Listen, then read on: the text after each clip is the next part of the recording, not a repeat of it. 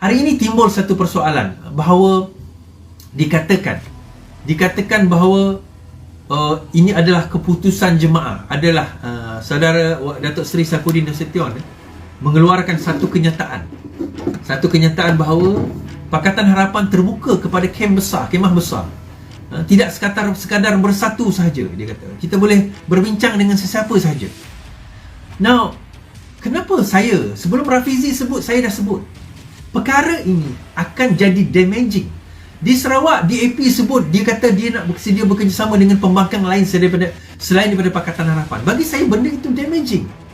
Kenapa damaging? Saya sebut benda ni berkali-kali. Saya kata inilah politik malas. Politik malas, tuan-tuan. Kita sendiri tak mampu bina kekuatan. Apa kita buat? Kita cari orang yang ada kekuatan, kita bergabung dengan dia. Akhirnya apa yang berlaku? Dia kuat, dia masuk, dia kuasai kita, lepas tu dia khianat. Sampai bila kita nak jadi macam ni?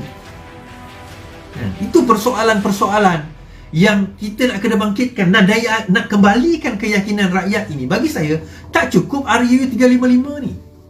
Kenapa saya kata tak cukup, tuan-tuan? Kita dua bercakap RUU 355, RUU lompat parti ni. Kenapa saya kata tak cukup RUU lompat parti? Kita dah cakap jangan lompat parti, jangan lompat parti, jangan lompat parti. Tapi on the other side, kita kata kita terbuka untuk berbincang dengan parti lain. Kita terbuka, tapi lain kenapa lainnya? Apa yang lainnya? Oh tak, dia orang masih parti, kita masih parti. Kita berbincang untuk bergabung dan mana tahu kita boleh kerjasama untuk menentang supaya tidak berlaku 3 penjuru.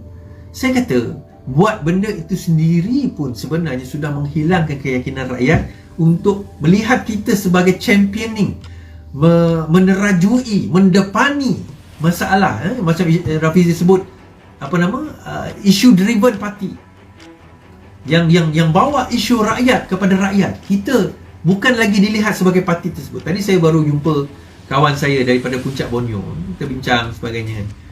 Saya kata kita sepatutnya di Sarawak ini, kita dah mula melihat bahawa kita kena jadi champion kepada rakyat. Masalahnya kita tak dilihat sebagai suara rakyat. Kita tak dilihat sebagai apa-apa pun di Sarawak. Kita bercakap tentang Sarawak, kita bercakap tentang Semenanjung. Apa produk yang kita offer? Kalau PAS dia ada agama dia jual agama. Kalau UMNO dia ada jual bangsa dia. Kalau PBB dia jual bangsa Sarawak, Sarawakian dia. Habis PKR, Pakatan Harapan ni jual apa? Sebab itu kita kata kita kena orang yang menjuarai rakyat. Saya bagi contoh, tuan-tuan. Sarawak, Kerajaan Negeri Sarawak, dia nak buat satu ART. ART ni dia bawah sikit daripada LRT. Dia cerita dia macam ni. Ini relevan untuk semua. Walaupun saya sebut tentang Sarawak, tapi janganlah fikir Sarawak saja. Kita cerita tentang semua. Kita cerita tentang semua. Saya bagi contoh.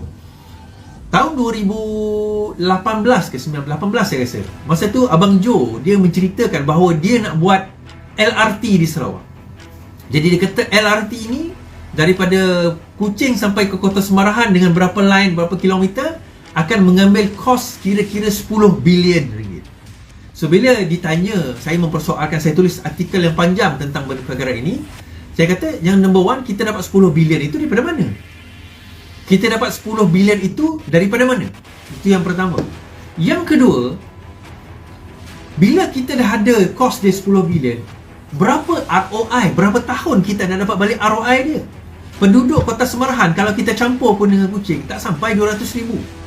Kalau kita tengok LRT Putra tu, masa mula-mula dibuat tahun 90-an, penduduk Lembah Kelang lebih kurang 6 juta. 6 juta dengan kos pada masa itu 2 bilion ringgit pun LRT Putra tak boleh buat untung. Macam mana kita nak buat untung dengan kos 10 bilion, penduduk tak sampai pun 1 juta di kawasan sekitar yang dicapai oleh LRT tersebut. Amailah kata nanti dia akan buat iklan tak cukup. So lepas saya tulis artikel dengan calculation saya dan sebagainya, panjang artikel tu akhirnya saya tak kata saya lah punya artikel menyebabnya kan, tapi lepas tu Abang Jo terus mengumumkan, kita tak jadi nak buat LRT. Sebenarnya patutnya LRT tu siap, dia kata 2020. Akhirnya dia kata dia nak buat ART.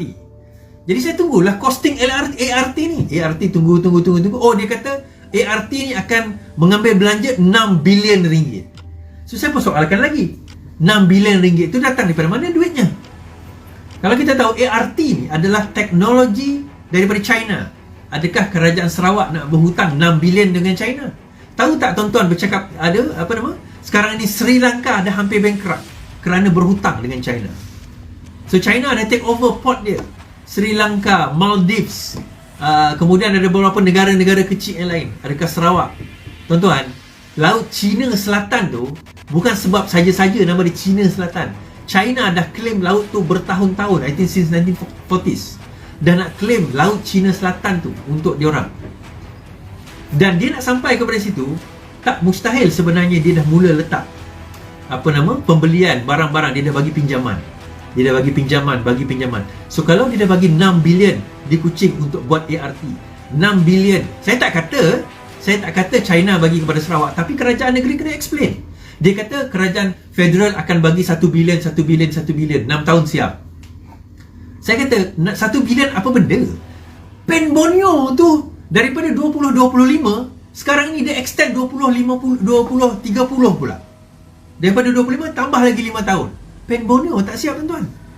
Pen Borneo tu mengambil kos 25 bilion saja. Itu seluruh Sarawak dan Sabah. Yang ini 6 bilion hanya sekadar 70 km. Mana logiknya dekat situ? So kita fikir, now balik kepada cerita kita tadi. So kita sebagai pembangkang, kita kena bangkitkan isu ini. Kita kata 6 bilion itu datang daripada mana? Siapa nak bayar? Berapa kos dia? Berapa ROI dia? Siapa menanggung hutang tersebut? Kalau kita berhutang, siapa menanggung? Macam mana pembayarannya? Kenapa? Apa justifikasi 6 bilion tersebut? Sehingga memungkinkan kita kata, tak apa, bagi 6 bilion tak ada masalah. Kita nak buat ART untuk orang Kuching. Nah, benda yang sama kita expandkan keluar. Kita sebagai pembangkang di setiap negeri kena sudah bercakap dan mempersoalkan.